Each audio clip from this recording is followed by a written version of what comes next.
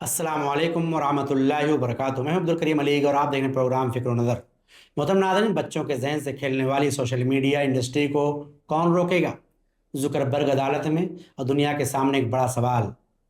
नाज़रीन, आज के फ़िक्र नज़र में बात सिर्फ इंस्टाग्राम की नहीं, बात सिर्फ मार्क जुकरबर्ग की नहीं, बात एक ऐसे पूरे निज़ाम की है जिसके हाथ में दुनिया के करोड़ों बच्चों और नौजवानों की तवज्जो, वक्त और जहन है। और आज अमेरिका की एक अदालत में उसी निज़ाम पर संगीन सवाल उठाए जा रहे हैं। ये खबर BBC इंग्लिश न्यूज़ ने 19 फरवरी 2026 को रिपोर्ट की। खबर का उन्वान था जुकरबर्ग डिफेंस मीटा इन landmark social media addiction trial. Zuckerberg ने सोशल मीडिया की मुबैना लत के एक अहम मुकदमे में अपनी कंपनी मीटा का दिफा किया। नाजरीन सोचिए, अगर कोई कंपनी ऐसा मशरूब बनाए जिसके बारे में मुसलसल ये सवाल उठने लगे कि वो बच्चों की सेहत को नुकसान पहुंचा रहा है, तो हुकूमत क्या करेगी? अगर कोई दवा बच्चों के लिए खतरनाक साबित होने लगे तो क्या हुकूमत खामोश बैठेगी? तो फिर सवाल ये है कि अगर किसी डिजिटल प्लेटफॉर्म के बारे में ये इल्ज़ाम सामने आए कि उसका डिज़ाइन, उसका एल्गोरिदम और उसका कंटेंट बच्चों के जहन, आदत और जज्बात को मुतासिर कर रहा है, तो हुकूमतें क्या करेंगी? यही वो सवाल है जो आज अमेरिका की अदालत में भी ज़ेर बहस है। मुकदमा आखिर हुआ क्यों? नाज़रीन, लॉस एंजलिस में चलने वाले इस मुकदमे में मीटा, जो इंस्टाग्राम और फेसबुक की मालिक कंपनी है, पर इल्ज़ाम लगाया गया है कि उसके प्लेटफॉर्म बच्चों और नौजवानों के लिए नुकसानदेह और नशे की हद तक इस्तेमाल को बढ़ा सकते हैं। इस मुकदमे में गूगल का यूट्यूब भी फरीक है, जबकि टिकटॉक और स्नैपचैट भी पहले इस कानूनी कार्रवाई का हिस्सा थे और मुकदमे की समाअत से कबल उन्होंने सेटलमेंट कर लिया। ये मामला सिर्फ एक शख्स या एक ख़ानदान तक महदूद नहीं। अमेरिका में सोशल मीडिया कंपनियों के खिलाफ बच्चों और नौजवानों से मुताल्लिक हज़ारों मुकदमा ज़ेर समाअत हैं। वालिदैन, रियासती हुकूमत और रियासती स्कूल ये सवाल उठा रहे हैं कि क्या सोशल मीडिया प्लेटफॉर्म्स का कारोबारी मॉडल बच्चों को ज़्यादा से ज़्यादा देर तक अपने प्लेटफॉर्म पर रखने के लिए बनाया गया है? नाज़रीन, इस मुकदमे की सबसे तकलीफ दे बात यह है कि अदालत में सिर्फ डॉक्यूमेंट और कॉर्पोरेट ईमेल्स नहीं है, यहाँ एक माँ का दुख भी है। मुकदमे की मरकजी मुद्दई, जिसे कानूनी वजूहात की बिना पर KGM के इनिशियल से बयान किया गया है, ने बताया कि उसने सिर्फ 9 साल की उम्र में इंस्टाग्राम इस्तेमाल करना शुरू किया था। इस मुकदमे में उसके ख़ानदान का मौक़िफ़ है कि इंस्टाग्राम के इस्तेमाल ने उसकी ज़िंदगी पर शदीद मनफी असर डाला। अदालत में मौजूद एक और गमज़दा माँ, लोरी स्कॉट, अपनी बेटी इनाली स्कॉट की तस्वीर के साथ अदालत के बाहर मौजूद थी। उनकी बेटी 18 साल की उम्र में अपनी जान ले चुकी थी। इस माँ का सवाल इंतहाई दर्दनाक था। अगर प्लेटफॉर्म्स में तब्दीली लाकर बच्चों को नुकसानदेह मवाद से बचाया जा सकता है, तो फिर ऐसा क्यों नहीं किया जाता? नाज़रीन, उस माँ के दर्द को सेंसेशनल स्टोरी के तौर पर नहीं देखना चाहते। हमें उसके दर्द से एक सवाल सीखना है। जब एक माँ अपना बच्चा खो देती है, तो क्या मुआशरे को उस वक्त जागना चाहिए या उससे पहले? अदालत में जुकरबर्ग से क्या पूछा गया?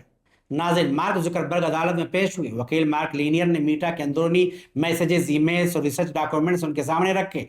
एक 2019 के अंदरूनी ईमेल में मीटा के आला अहदेदार निक क्लेज ने कंपनी की कम उम्र सार्फिन के हवाले से एज रिस्ट्रिक्शन के मौसर नफाज पर सवाल उठाया था।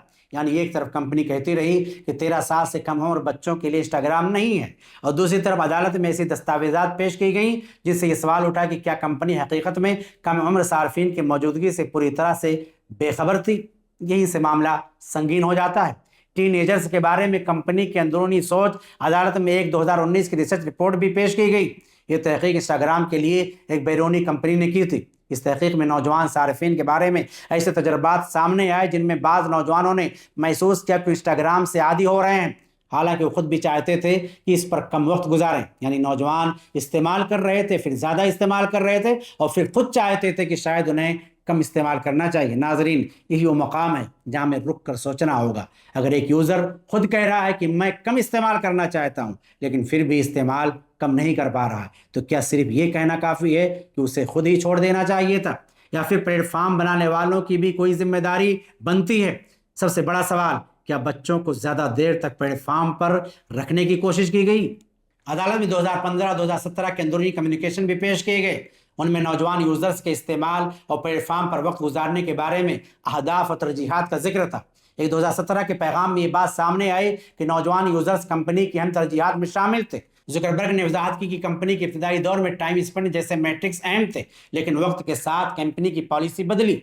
उन्होंने ये भी कहा कि उन्होंने प्रॉब्लमेटिक यूज़ को कम करने के लिए बरसों काम किया, लेकिन सवाल फिर भी बाकी है, क्या बच्चों की तवज्जो एक कारोबारी चीज़ बन गई है?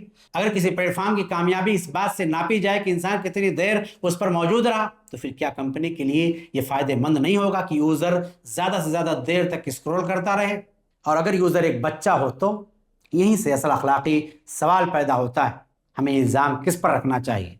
ناظرین، میں یہاں ایک بات بالکل واضح کرنا چاہتا ہوں کہ والدین کی تربیت اپنی جگہ اہم ہے، لیکن اس کا مطلب یہ نہیں کہ بڑی ٹیکنالوجیز کمپنیاں اپنی ذمہ داری سے بری ہو جائیں۔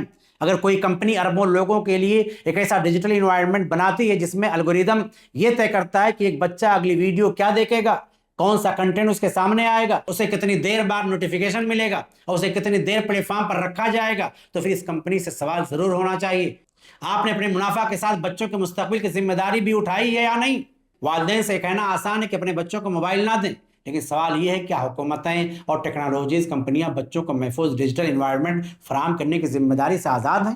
میرا جواب ہے نہیں۔ حکومتوں کی ذمہ داری کیا ہے؟ ناظرین، حکومت صرف ٹیکس لینے، سڑک بنانے اور بجلی دینے کا نام نہیں، حکومت کی ایک بنیادی ذمہ داری یہ بھی ہے کہ اپنی عوام خصوصاً بچوں نوجوانوں کو ایسے خطرات سے محفوظ رکھے جن کے اثرات پوری نسل پر پڑ سکتے ہیں۔ اگر کسی پلیٹ فارم کے بارے میں قابل اعتماد ثبوت سامنے آئے تو بچوں کو نقصان دہ کنٹینٹ، ایڈکٹیو پیٹرنز، لت ڈالنے والے رویے اور مواد یا سائیکولوجیکل یعنی ذہنی اور جذباتی نقصان کی طرف دھکیل رہا ہے تو حکومت کو صرف پریس ریلیز جاری نہیں کرنا چاہیے، تحقیق ہونی چاہیے، شفاف آڈٹ ہونا چاہیے، الگوریدم کے بارے میں اکاؤنٹیبلٹی ہونی چاہیے، بچوں کے لیے سخت ایج ویریفیکیشن ہونی چاہیے، نقصان دہ مواد کی فوری روک تھام ہونی چاہیے، اور جہاں ضرورت ہو وہاں سخت پابندی، سسپینشن یا بین بھی زیر غور آنا چاہیے، کیونکہ آزادی اظہار اپنی جگہ لیکن بچے کی حفاظت اس سے کم اہم نہیں۔ صرف انسٹاگرام نہیں، اور ناظرین، ہم صرف مارک زکربرگ کی کمپنی کی بات نہیں کر رہے، یہ اصول ہر پلیٹ فارم کے لیے ہونا چاہیے، چاہے وہ انسٹاگرام ہو، فیس بک ہو، یوٹیوب ہو، ٹک ٹاک ہو، اسنیپ چیٹ ہو یا کوئی آنے والا نیا پلیٹ فارم، نام کوئی بھی ہو، اصول ایک ہونا چاہیے۔ جو پلیٹ فارم بچوں کے ذہن اور جذبات سے کھیلتا ہے اسے قانون کے سامنے جواب دینا ہوگا۔ اگر کوئی کمپنی یہ سمجھتی ہے کہ اس کا کاروباری ماڈل بچوں کی توجہ حاصل کر کے اربوں روپے کمانا ہے تو پھر اسے یہ بھی ثابت کرنا ہوگا کہ وہ بچوں کی حفاظت کے لیے کیا کر رہی ہے۔ ناظرین، خطرہ صرف یہ نہیں کہ بچہ 5 گھنٹے موبائل دیکھ رہا ہے، اصل خطرہ اس سے کہیں بڑا ہے۔ خطرہ یہ ہے کہ بچے کی توجہ مسلسل چھوٹی چھوٹی ویڈیوز کی عادی ہو جائے، خاموشی اسے بور لگنے لگے، کتاب مشکل لگنے لگے، حقیقی دوست کم اہم لگنے لگیں، گھر والوں سے گفتگو کم ہو جائے اور اس کی خوشی کا پیمانہ لائکس، کمنٹس، ویوز اور فالوورز بن جائیں۔ اس سے بھی بڑا خطرہ یہ ہے کہ بچہ اسی عمر میں ایسا کنٹینٹ دیکھے جسے سمجھنے کے لیے اس کی ذہنی پختگی ابھی تیار نہ ہو۔ ایک الگوریدم بچے کے ہاتھ میں صرف ویڈیو نہیں دے رہا ہوتا ہے، وہ آہستہ آہستہ اس کی دلچسپی، سوچ اور ترجیحات کو بھی شیپ کر سکتا ہے۔ اس لیے یہ صرف ٹیکنالوجی کا مسئلہ نہیں، یہ نسلوں کی حفاظت کا مسئلہ ہے۔ ناظرین، آج فکر و نظر کے ذریعے ہم دنیا کی تمام حکومتوں سے ایک سنجیدہ اپیل کرتے ہیں، بچوں کو صرف کنزیومر نہ سمجھا جائے، انہیں صرف مارکیٹ نہ سمجھا جائے، انہیں صرف ایڈورٹائزنگ ریونیو کا ذریعہ نہ سمجھا جائے، وہ ہماری نسل کا مستقبل ہے۔ اگر کوئی ڈیجیٹل پلیٹ فارم بچوں کو نقصان پہنچا رہا ہے تو حکومتیں صرف یہ نہ کہیں والدین اپنے بچوں کو دیکھیں، بلکہ پلیٹ فارم بنانے والوں سے بھی پوچھیں آپ نے کیا کیا، آپ کے الگوریدم کیسے کام کرتے ہیں، آپ بچوں کو کیسے پروٹیکٹ کرتے ہیں، آپ کی عمر کی پابندی کتنی مؤثر ہے، آپ نقصان دہ کنٹینٹ کو کتنی تیزی سے روکتے ہیں، اور سب سے اہم، کیا آپ کا بزنس ماڈل بچوں کی حفاظت سے زیادہ آپ کے پروفٹ کو ترجیح دیتا ہے؟ اگر جواب ہاں میں ہو تو پھر قانون کو حرکت میں آنا چاہیے، لیکن والدین بھی خاموش تماشائی نہ بنے۔ ناظرین، یہ بات حکومتوں اور کمپنیوں سے کہنے کے ساتھ ساتھ ہمیں اپنے گھروں میں بھی ایک فیصلہ کرنا ہوگا۔ اپنے بچوں کو ڈیجیٹل دنیا سے مکمل طور پر کاٹ دینا شاید ہمیشہ ممکن نہ ہو، لیکن انہیں ڈیجیٹل دنیا کے حوالے کر دینا بھی دانشمندی نہیں۔ بچے کے ہاتھ میں موبائل دینے سے پہلے اس کے ذہن کی حفاظت ضروری ہے، اسے یہ سکھانا ہوگا کیا دیکھنا ہے، کیا نہیں دیکھنا، کب رکنا ہے، کب مدد مانگنی ہے، اور اگر کوئی کنٹینٹ اسے پریشان کرے تو کس سے بات کرنی ہے۔ محترم ناظرین، آخری پیغام، امریکہ کی عدالت میں آج جو مقدمہ چل رہا ہے اسے صرف ایک قانونی جنگ سمجھ کر نظر انداز نہ کیجیے، یہ آنے والے وقت کی ایک وارننگ بھی ہو سکتی ہے۔ آج سوال انسٹاگرام کا ہے، کل کوئی اور پلیٹ فارم ہوگا، آج ایک الگوریدم ہے، کل اس سے کہیں زیادہ طاقتور آرٹیفیشل انٹیلیجنس ہوگی۔ اگر ہم نے آج بچوں کے ڈیجیٹل حقوق، ذہنی تحفظ اور آن لائن سیفٹی کے بارے میں مضبوط اصول نہ قائم کیے تو کل مسئلہ کہیں زیادہ بڑا ہو سکتا ہے۔ اس لیے ہماری آواز واضح ہونی چاہیے، بچوں کے ذہن کاروبار کی منڈی نہیں ہے، بچوں کی توجہ کسی کمپنی کی ملکیت نہیں، اور کوئی پلیٹ فارم اس حق کے ساتھ پیدا نہیں ہوا کہ ہماری آنے والی نسل کی ذہنی دنیا کو اپنی مرضی سے شیپ کرے۔